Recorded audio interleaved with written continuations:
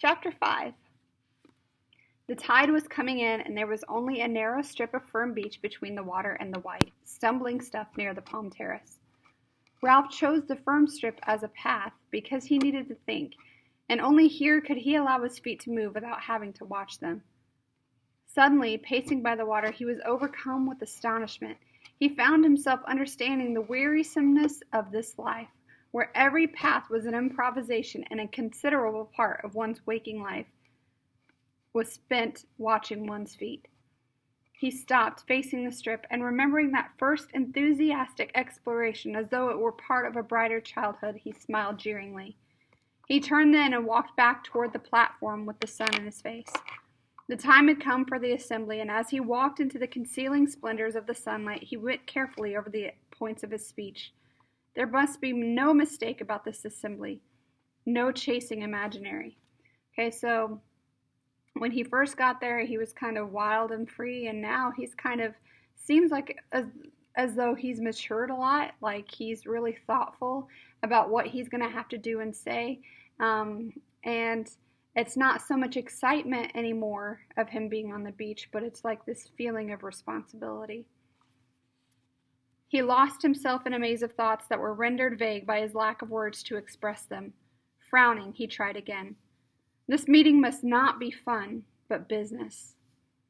At that, he walked faster, aware all at once of urgency in the declining sun and a little wind created by his speed that breathed about his face. This wind pressed his gray shirt against his chest so that he noticed, in this new mood of comprehension, how the folds were stiff like cardboard and unpleasant. Noticed, too, how the frayed edges of his shorts were making an uncomfortable pink area on the front of his thighs. With a convulsion of the mind, Ralph discovered dirt and decay, understood how much he disliked perpetually flicking the tangled hair out of his eyes, and at last, when the sun was gone, rolling noisily to rest among dry leaves, at that he began to trot. The beach near the bathing pool was dotted with groups of boys waiting for the assembly. They made way for him silently, conscious of his grim mood and the fault at the fire. Remember, the fire went out, especially when they saw a ship, and so that's what's led to this assembly, because he kind of freaked out, because it was like one of their chances to get away. The place of assembly in which he stood was roughly a triangle, but irregular and sketchy, like everything they made. First there was the log on which he himself sat, a dead tree that must have been quite exceptionally big for the platform. Perhaps one of those legendary storms of the Pacific had shifted it here. This palm trunk lay parallel to the beach, so that when Ralph sat, he faced the island, but to the boys was a darkish figure against the shimmer of the lagoon. The two sides of the triangle, of which the log was based, were less evenly defined. On the right was a log polished by restless seats along the top, but not so large as the chief's, and not so comfortable. On the left were 4 small logs, one of them, the farthest, lamentably springy. Assembly after assembly had broken up in laughter when someone had leaned too far back and the log had whipped and thrown half a dozen boys backwards into the grass. Yet now he saw no one had the wit, not himself, nor Jack, nor Piggy, to bring a stone and wedge the thing. So they would continue enduring the ill-balanced twister because, again, he lost himself in deep waters. Grass was worn away in front of each trunk, but grew tall and untrodden in the center of the triangle. Then at the apex, the grass which was thick again because no one sat there. All round the place of assembly, the gray trunks rose, straight or leaning, and supported the low roof on leaves. On 2 sides was the beach, behind the lagoon, in front, the darkness of the island. Ralph turned to the chief's seat. They had never had an assembly as late before. That was why the place looked so different. Normally, the underside of the green roof was lit by a tangle of golden reflections, and their faces were lit upside down like, thought Ralph, when you hold an electric torch in your hands. But now the sun was slanting in at one side so that the shadows were where they ought to be. Again, he fell into that strange mood of speculation that was so foreign to him. If faces were different when lit from above or below, what was a face? What was anything? Ralph moved impatiently. The trouble was, if you were a chief, you had to think, you had to be wise. And then the occasion slipped by so that you had to grab at a decision. This made you think because thought was a valuable thing that got results. See how now he's more thoughtful than he was in the beginning. Only, decided Ralph as he faced the chief seat, I can't think.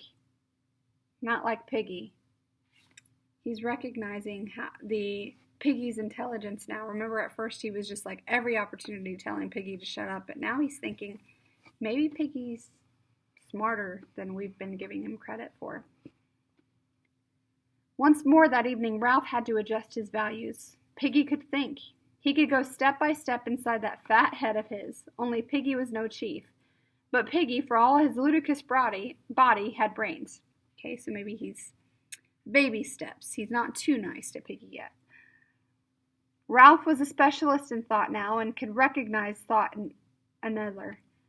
The sun in his eyes reminded him how time was passing, so he took the conch down from the tree and examined the surface. Exposure to the air had bleached the yellow and pink to near white in transparency. Ralph felt a kind of affectionate reverence for the conch, even though he had fished the thing out of the lagoon himself. He faced the place of assembly and put the conch to his lips. The others were waiting for this and came straight away. Those who were aware that a ship had passed the island while the fire was out were subdued by the thought of Ralph's anger, while those, including the little ones who did not know, were impressed by the general air of solemnity. The place of assembly filled quickly. Jack, Simon, Maurice, most of the hunters, on Ralph's right, the rest on the left, under the sun. Piggy came and stood outside the triangle. This indicated that he wished to listen, but would not speak, and Piggy intended it as a gesture of disapproval. The thing is, we need an assembly. This is Ralph speaking. No one said anything, but the faces turned to Ralph were intent. He flourished the conch. He had learned as a practical business that fundamental statements like this had to be said at least twice before everyone understood them. One had to sit, attracting all eyes to the conch, and drop words like heavy round stones among the little groups that crouched or squatted. He was searching his mind for simple words so that even the little ones would understand that the assembly was about. Later, perhaps, practiced debaters, Jack, Maurice, Piggy, would use their whole art to twist the meeting. But now, at the beginning, the subject of the debate must be laid out clearly. We need an assembly, not for fun, not for laughing and falling off the log. The groups of little ones on the twister giggled and looked at each other. Not for making jokes or for... He lifted the conch in an effort to find the compelling word. For cleverness, not for these things, but to put things straight. He paused for a moment. I've been alone. By myself I went, thinking what's what. I know what we need. An assembly to put things straight. And first of all, I'm speaking. He paused for a moment and automatically pushed back his hair. Piggy tiptoed to the triangle, his ineffectual protest made, and joined the others. Ralph went on. We have lots of assemblies. Everybody enjoys speaking and being together. We decide things, but they don't get done. We were going to have water brought from the stream and left in those coconut shells under fresh leaf. So it was, for a few days. Now there's no water. The shells are dry. People drink from the river. That's complaint number 1. There was a murmur of assent. Not that there's anything wrong with drinking from the river. I mean, I'd sooner have water from that place, the pool where the waterfall is, than out of an old coconut shell. Only we said we'd have the water brought, and now not. There were only 2 full shells there this afternoon. He licked his lips. Then there's huts, shelters. Complaint 2. The murmur swelled again and died away. You mostly sleep in shelters. Tonight, except for Sam and Eric up by the fire, you'll all sleep there. Who built the shelters? Clamor rose at once. Everyone had built the shelters. Ralph had to wave the conch once more. Wait a minute. I mean, who built all 3? We all built the first one, 4 of us the second one, and me and Simon built the last one over there. That's why it's so tottery. No, don't laugh. That shelter might fall down if the rain comes back. We'll need those shelters then. He paused and cleared his throat. There's another thing. We chose those rocks right along beyond the bathing pool as a lavatory, a bathroom. I made it too fancy. Not a lavatory, a lavatory. Like a bathroom. That was sensible too. The tide cleans the place up. You little ones know about that. So they go down to the rocks. They use the restroom.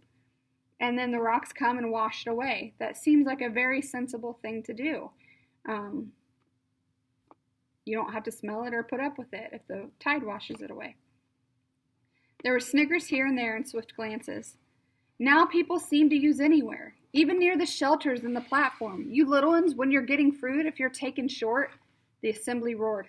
I said if you're taken short, you keep away from the fruit. That's dirty. Laughter rose again. I said that's dirty. So that's complaint number 3, that they're pooping near the housing and the food. That's exactly what he's saying. That's disgusting. That's unsanitary. That can make people sick. He plucked at his stiff gray shirt. That's really dirty. If you're taken short, you go right along the beach to the rocks, see? Piggy held out his hands for the conch, but Ralph shook his head. His speech was planned, point by point. We've all got to use the rocks again. This place is getting dirty. He paused. The assembly, sensing a crisis, was tensely expectant. And then, about the fire. Ralph let out a spare breath with a little gasp that was echoed by the audience. Jack started to chip a piece of wood with his knife and whispered something to Robert, who looked away. The fire is the most important thing on the island. How can we ever be rescued except by luck if we don't keep a fire going? Is a fire too much for us to make? He flung out an arm. Look at us. How many are we? And yet we can't keep a fire going to make smoke? Don't you understand? Can't you see we ought to die before we let that fire out? There was a self-conscious giggling among the hunters. Ralph turned on them passionately. You hunters, you can laugh. But I tell you the smoke is more important than the pig, however often you kill one. Do all of you see? He spread his arms wide and turned to the whole triangle. We've got to make smoke up there, or die. He paused, feeling for his next point. And another thing. Someone called out, Too many things!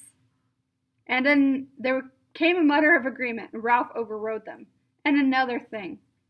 We nearly set the whole island on fire, and we waste time rolling rocks and making little cooking fires. Now I say this and make it a rule because I'm chief. We won't have a fire anywhere but on the mountain. Ever. There was a row immediately. Means like a fight, a disagreement. Boys stood up and shouted, and Ralph shouted back. Because if you want a fire to cook fish or crab, you can jolly well go up the mountain. That way we'll be certain. Hands were reaching for the conch in the light of the setting sun. He held on and leapt on the trunk. All this I mean to say, now I've said it. You voted me for chief. Now you do what I say. They quieted slowly and at last were seated again. Ralph dropped down and spoke in his ordinary voice. So remember, the rocks for a lavatory. Keep the fire going and smoke showing as a signal. Don't take fire from the mountain. Take your food up there. Jack stood up, scowling in the gloom, and held out his hands. I haven't finished yet. But you've talked and talked. I've got the conch. Jack sat down, grumbling. Then the last thing, this is what people can talk about. He waited till the platform was very still. Things are breaking up. I don't understand why. We began well. We were happy. And then he moved the conch gently, looking beyond them at nothing, remembering the beastie, the snake, the fire, the talk of fear. Then people started getting frightened. A murmur, almost a moan, rose and passed away. Jack had stopped whittling. Ralph went on abruptly. But that's little one's talk. We'll get that straight. So the last part, the bit we can to all talk about, is kind of deciding on the fear. The hair was creeping into his eyes again. We've got to talk about this fear and decide there's nothing in it. I'm frightened myself sometimes, only that's nonsense, like bogies. Then when we've decided we can start again and be careful about things like the fire. A picture of 3 boys walking along the bright beach fitted through his mind. And be happy. Ceremonially, Ralph laid the conch on the trunk beside him as a sign that the speech was over. What sunlight reached them was level. Jack stood up and took the conch. So this is a meeting to find out what's what. I'll tell you what's what. You little uns started all this with the fear talk. Beasts, where from? Of course we're frightened sometimes, but we put up with being frightened. Only Ralph says you scream in the night. What does that mean but nightmares? Anyway, you don't hunt or build or help. You're a lot of crybabies and sissies, that's what. And as for the fear, you'll have to put up with that like the rest of us. Ralph looked at Jack open-mouthed, but Jack took no notice. Kind of harsh and mean. Dang it, sorry. The thing is, fear can't hurt you any more than a dream. There aren't any beasts to be afraid of on this island. He looked along the row of whispering little ones. Serve you right if something did get you, you useless lot of crybabies. But there is no animal. Ralph interrupted him testily. What is all of this? Who said anything about an animal? You did the other day. You said they dream and cry out. Now they talk. Not only the little ones, but my hunters sometimes talk of a thing, a dark thing, a beast, some sort of animal, I've heard. You thought not, didn't you? Now listen, you don't get big animals on small islands, only pigs. You only get lions and tigers in big countries like Africa and India and the zoo. I've got the conch. I'm not talking about the fear. I'm talking about the beast. Be frightened if you like, but as for the beast... Jack paused, cradling the conch, and turned to his hunters with their dirty black caps. Am I a hunter, or am I not? They nodded simply. He was a hunter, all right. No one doubted that. Well, then, I've been all over this island, by myself. If there were a beast, I'd have seen it. Be frightened because you're like that, but there is no beast in the forest. Jack handed back the conch and sat down. The whole assembly applauded him with relief. Then Piggy held out his hand. I don't agree with all Jack said, but with some. Of course there isn't a beast in the forest. How could there be? What would a beast eat? Pig. We eat pig. Piggy! I've got the conch, said Piggy indignantly. Ralph, they ought to shut up, oughtn't they? You shut up, you little ones. What I mean is that I don't agree about this here fear. Of course there isn't nothing to be afraid of in the forest. Why, I've been there myself. You'll be talking about ghosts and such things next. We know what goes on, and if there's something wrong, there's something to put it right.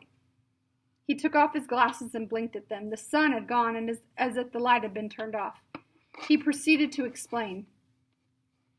If you get a pain in your stomach, whether it's a little one or a big one, yours is a big one, when you are done laughing, perhaps we can get on with the meeting.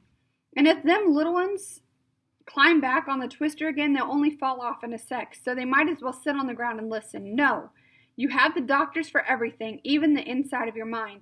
You don't really mean that we got to be frightened all the time of nothing? Life, said Piggy expansively, is scientific. That's what it is.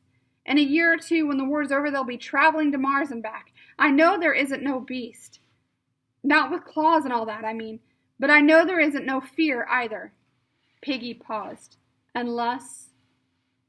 Ralph moved restlessly. Unless what? Unless we get frightened of people. A sound, half laugh, half jeer, rose among the seated boys. Piggy ducked his head and went on hastily. So let's hear from that little one who talked about a beast, and perhaps we can show him how silly he is. The little ones began to jabber among themselves, and one stood forward. What's your name? Phil. For a little one, he was self-confident, holding out his hands, cradling the conch as Ralph did, looking round at them to collect their attention before he spoke. Last night I had a dream, a horrid dream. Fighting with things. I was outside the shelter by myself, fighting with things, those twisty things in the trees. He paused, and the other little ones laughed in horrified sympathy. Then I was frightened, and I woke up, and I was outside the shelter by myself in the dark, and the twisty things had gone away. The vivid horror of this, so possible and so nakedly terrifying, held them all silent. The child's voice went piping on from behind the white conch. And I was frightened and started to call out for Ralph, and then I saw something moving among the trees, something big and horrid. He paused, half frightened by the recollection, yet proud of the sensation he was creating. That was a nightmare, said Ralph. He was walking in his sleep. The assembly murmured in subdued agreement. The little one shook his head stubbornly. I was asleep when the twisty things were fighting, and when they went away I was awake, and I saw something big and horrid moving in the trees. Ralph held out his hands for the conch, and the little one sat down. You were asleep. There wasn't anyone there. How could anyone be wandering about in the forest at night? Was anyone? Did anyone go out? There was a long pause while the assembly grinned at the thought of anyone going out in the darkness. Then Simon stood up, and Ralph looked at him in astonishment. Remember chapter 2? You? What were you mucking about in the dark for? Simon grabbed the conch convulsively.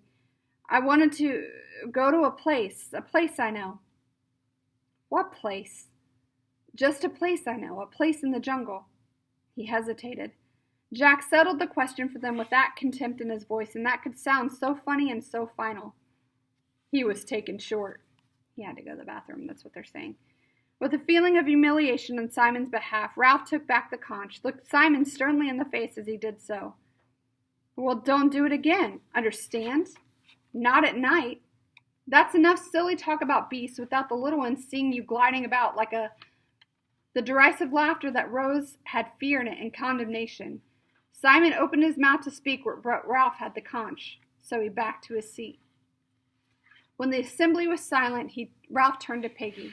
Well, Piggy? There was another one, him. The little ones pushed Percival forward, then left him by himself. He stood knee-deep in the central grass, looking at his hidden feet, trying to pretend he was in a tent. Ralph remembered another small boy who had stood like this, and he flinched away from the memory. He had pushed the thought down and out of sight, where only some positive reminder like this could bring it to the surface. There had been no further numberings of the little ones, partly because there was no means of ensuring that all of them were accounted for, and partly because Ralph knew the answer to at least one question Piggy had asked on the mountaintop. There were little boys, fair, dark, freckled, and all dirty, but their faces were all dreadfully free of major blemishes. No one had seen the mulberry-colored birthmark again. But that time Piggy had coaxed and bullied, tacitly admitting that he had remembered the unmentionable. Ralph nodded to Piggy. Remember that little boy that disappeared after the forest caught on fire? So he probably died in that. That's who he was just talking about. Go on, ask him. Piggy knelt, holding the conch. Now then, what's your name? The small boy twisted away into his tent. Piggy turned helplessly to Ralph, who spoke sharply. What's your name? Tormented by the silence and the refusal, the assembly broke into a chant. What's your name? What's your name? Quiet! Ralph peered at the child in the twilight. Now tell us, what's your name? Percival Wemyss Madison. The Vicarage. Harcourt St. Anthony, Hants. Telephone. As if this information was rooted far down in the springs of sorrow, the little one wept. His face puckered, the tears leapt from his eyes, his mouth opened till they could see a square black hole. At first he was a silent effigy of sorrow, but then the lamentation rose out of him loud and sustained as the conch. Breaks my heart. So what's happening is that Percival is given in his name, but when you have a 6-year-old, I don't know if you guys have ever had siblings, but you teach them their name, their address, their phone number, so that way if something were to ever happen to them, they would be able to give that information, and so that's what he's doing. But then he's remembering that he doesn't have that address anymore, and he doesn't have that phone number anymore. It's too much for me to bear, but so that's why he started crying. Shut up, you, shut up! Percival Wemyss Madison would not shut up. A spring had been tapped far beyond the reach of authority or even physical intimidation. The crying went on, breath after breath, and seemed to sustain him upright as if he were nailed to it. Shut up! Shut up! For now the little ones were no longer silent. They were reminded of their personal sorrows, and perhaps felt themselves to share in a sorrow that was universal. They began to cry in sympathy, 2 of them almost as loud as Percival. Maurice saved them. He cried out, "Look at me!" He pretended to fall over. He rubbed his rump and sat on the twister so that he fell in the grass. He clowned badly, but Percival and the others noticed and sniffed and laughed. Presently they were all laughing so absurdly that the big uns joined in. Jack was the first to make himself heard. He had not got the conch and thus spoke against the rules, but nobody minded. And what about the beast? Something strange was happening to Percival. He yawned and staggered so that Jack seized and shook him. Where does the beast live? Percival sagged in Jack's grip. That's a clever beast, said Piggy, jeering, if it can hide on this island. Jack's been everywhere. Where could a beast live? Beast, my foot! Percival muttered something, and the assembly laughed again. Ralph leaned forward. What does he say? Jack listened to Percival's answer and then let go of him. Percival, released, surrounded by the comfortable presence of humans, fell in the long grass and went to sleep. He cleared his throat, then reported casually, "He says the beast comes out of the sea." The last laugh died away. Ralph turned involuntarily, a black, humped figure against the lagoon. The assembly looked at him, considered the vast stretches of water, the high sea beyond, unknown indigo of infinite possibility, heard silently the sough and whisper from the reef. So they're super afraid because the ocean is so big that they haven't explored it. Like, they've explored everything on the island. They know for sure that nothing's there, but it's impossible to explore the ocean. And so they're terrified by all the possibilities that are out there. That's what makes them so scared. And plus the ocean's so big that something huge could be in there and they would never know. Maurice spoke so loudly that they jumped. Daddy said they haven't found all the animals in the sea yet. Argument started again. Ralph held out the glimmering conch and Maurice took it obediently. The meeting subsided. I mean, when Jack says you can be frightened because people are frightened anyway, that's all right. But when he says there's only pigs on this island, I expect he's right, but he doesn't know. Not really, not certainly, I mean. Maurice took a breath. My daddy says there's things, what do you call them, that make ink, squids, that are hundreds of yards long and eat whales whole. He paused again and laughed gaily. I don't believe in the beast, of course, and as Piggy says, life's scientific, but we don't know, do we? Not certainly, I mean. Someone shouted, a squid couldn't come up out of the water. Couldn't. In a moment, the platform was full of arguing, gesticulating shadows. To Ralph seated, this seems the breaking up of sanity. Fear, beast, no general agreement that the fire was all important, and when one tries to get the thing straight, the argument sheared off, bringing up fresh, unpleasant matter. He could see a whiteness in the gloom near him, so he grabbed it from Maurice and blew as loudly as he could. The assembly was shocked into silence. Simon was close to him, laying hands on the conch. Simon felt a perilous necessity to speak, but to speak in assembly was a terrible thing to him. Maybe, he said hesitantly, maybe there is a beast. The assembly cried out savagely, and Ralph stood up in amazement. You, Simon, you believe in this? I don't know, said Simon. His heartbeats were choking him, but the storm broke. Sit down! Shut up! Take the conch! Sod you! Shut up! Ralph shouted. Hear him! He's got the conch! What I mean is, maybe it's only us! Nuts! That was from Piggy, shocked out of decorum. Simon went on. We could be sort of... Simon became inarticulate in his effort to express mankind's essential illness. Inspiration came to him. What's the dirtiest thing there is? As an answer, Jack dropped into the uncomprehending silence that followed it. The one crude expressive syllable. Release was immense. Those little ones who had climbed back on the twister fell off again and did not mind. The hunters were screaming with delight. Simon's effort fell about him in ruins. The laughter beat him cruelly, and he shrank away defenseless to his seat. At last the assembly was silent again. Someone spoke out of turn. Maybe he means it's some sort of ghost. Ralph lifted the conch and peered into the gloom. The lightest thing was the pale beach. Surely the little ones were nearer. Yes, there was no doubt about it. They were huddled into a tight knot of bodies in the central grass. A flurry of wind made the palms talk, and the noise seemed very loud now that darkness and silence made it so noticeable. Two gray trunks rubbed each other with an evil speaking that no one had noticed by day. Piggy took the conch out of his hands. His voice was indignant. I don't believe in no ghosts, ever. Jack was up too, unaccountably angry. Who cares what you believe, fatty? I got the conch. There was the sound of a brief tussle, and the conch moved to and fro. You give me the conch back! Ralph pushed between them and got a thump on the chest. He wrestled the conch from someone and sat down breathlessly. There's too much talk about ghosts. We ought to have left us all this for daylight. A hushed and anonymous voice broke in. Perhaps that's what the beast is, a ghost.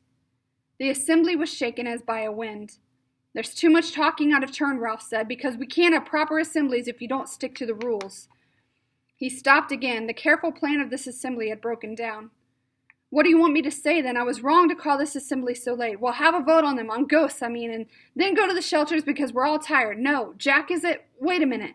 I'll say here and now that I don't believe in ghosts, or I don't think I do, but I don't think the thought of them. Now, not now that it is in the dark, but we were going to decide what's what. He raised the conch for a moment. Very well then, I suppose that's what is whether there are ghosts or not. He thought for a moment, formulating the question. Who thinks there may be ghosts? For a long time there was a silence and no apparent movement. Then Ralph peered into the gloom and made out the hands. He spoke flatly. I see. The world, that understandable and lawful world, was now slipping away. Once there was this and that, and now, and the ship had gone. Remember the theme, the civilization and savagery. So he's seeing that and all this civilization is slipping away and they're just becoming savages. The conch was snatched from his hand and Piggy's voice shrilled. I didn't vote for no ghosts. He whirled round all the assembly. Remember that, all of you. They heard him stamp. What are we, humans or animals or savages? What's grown-ups going to think? Going off, hunting pigs, letting fires out, and now? A shadow fronted him tempestuously. You shut up, you fat slug! There was a moment's struggle and the glimmering conch jigged up and down. Ralph leapt to his feet. Jack, you haven't got the conch. Let him speak. Jack's face swam near him. And you shut up. Who are you anyway, sitting there telling people what to do? You can't hunt. You can't sing. I'm chief. I was chosen. Why should choosing make any difference? Just giving orders that don't make any sense. Piggy's got the conch. That's right. Favor Piggy as you always do. Jack! Jack's voice sounded in bitter mimicry. Jack! The rules, shouted Ralph. You're breaking the rules. Who cares? Ralph summoned his wits. Because the rules are the only thing we've got. But Jack was shouting against him. Bollocks to the rules. We're strong. We hunt. If there's a beast, we'll hunt it down. We'll close in and beat him. He gave a wild whoop and leapt down to the pale sand. At once the platform was full of noise and excitement, scrambling, screams, and laughter. The assembly shredded away and became a discursive and random scatter from the palms to the water and along the beach beyond night sight. Ralph found his cheek touching the conch and took it from Piggy. What's grown-ups going to say? Cried Piggy again. Look at 'em. The sound of mock hunting, hysterical laughter, and real terror came from the beach. Blow the conch, Ralph. Piggy was so close that Ralph could see the glint of his one glass. There's the fire. Can't they see? You gotta be tough now. Make 'em do what you want. Ralph answered in the cautious voice of one who rehearses a theorem. If I blow the conch and they don't come back, then we've had it. We shan't keep the fire going. We'll be like animals. We'll never be rescued. If you don't blow, we'll soon be animals anyway. I can't see what they're doing, but I can hear. The dispersed figures had come together on the sand and were a dense black mass that revolved. They were chanting something, and little ones that had had enough were staggering away, howling. Ralph raised the conch to his lips and then lowered it. The trouble is, are there ghosts, Piggy, or beasts? Of course there aren't. Why not? Because those things wouldn't make sense. Houses and streets and TV, they wouldn't work. The dancing, chanting boys had worked themselves away till their sound was nothing but a wordless rhythm. But suppose they don't make sense. Not here on this island, supposing things are watching us and waiting. Ralph shuddered violently and moved closer to Piggy so that they bumped frighteningly. You stop talking like that. We've got enough trouble, Ralph, and I've had as much as I can stand. If there is ghosts, I ought to give up being chief. Hear him. Oh, Lord, oh no. Piggy gripped Ralph's arm. If Jack was chief, he'd have all hunting and no fire. We'd be here till we died. His voice ran up to a squeak. Who's that sitting there? Me, Simon. Fat lot of good we are, said Ralph. 3 blind mice. I'll give up. If you give up, said Piggy in an appalled whisper, what'd happen to me? Nothing. He hates me. I don't know why. If he could do what he wanted, you're all right. He respects you. Besides, you'd hit him. You were having a nice fight with him just now. I had the conch, said Piggy simply. I'd a right to speak. Simon stirred in the dark. Go on being chief. You shut up, young Simon. Why couldn't you say there wasn't a beast? I'm scared of him, said Piggy, and that's why I know him. If you're scared of someone, you hate him, but you can't stop thinking about him. You kid yourself, he's all right, really, and then when you see him again, it's like asthma and you can't breathe. I'll tell you what, he hates you too, Ralph. Me? Why me? I don't know. You got him over the fire and you're chief, and he isn't. But he's Jack Meridew. I've been in bed so much I've done some thinking. I know about people. I know about me and him. He can't hurt you. But if you stand out of the way, he'd hurt the next thing. And that's me. So, Piggy's terrified that if Ralph steps down as being chief and lets Jack be chief, then Jack's gonna murder Piggy. That's kind of dark. Piggy's right, Ralph. There's you and Jack. Go on being chief. We're all drifting and things are going rotten. At home there was always a grown-up. Please, sir. Please, miss. And then you got an answer. How I wish. I wish my auntie was here. I wish my father. Oh, what's the use? Keep the fire going. The dance was over and the hunters were going back to the shelters. Grown-ups know things, said Piggy. They ain't afraid of the dark. They'd meet and have tea and discuss, then things would be all right. That wouldn't set fire to the island or lose. They'd build a ship. The three boys stood in the darkness, striving unsuccessfully to convey the majesty of adult life. They wouldn't quarrel, or break my specs, or talk about a beast. If only they could get a message to us, cried Ralph desperately. If only they could send us something grown up. A sign or something. So he's asking for a sign from the grown-up world. Wink. A thin wail out of the darkness chilled them and set them grabbing for each other. Then the wail rose, remote and unearthly, and turned to an inarticulate gibbering. Percival Wemyss Madison of the vicarage, Harcourt Street, Anthony, lying in the long grass, was living through circumstances in which the incantation of his address was powerless to help him. Long chapter. Thanks for sticking in.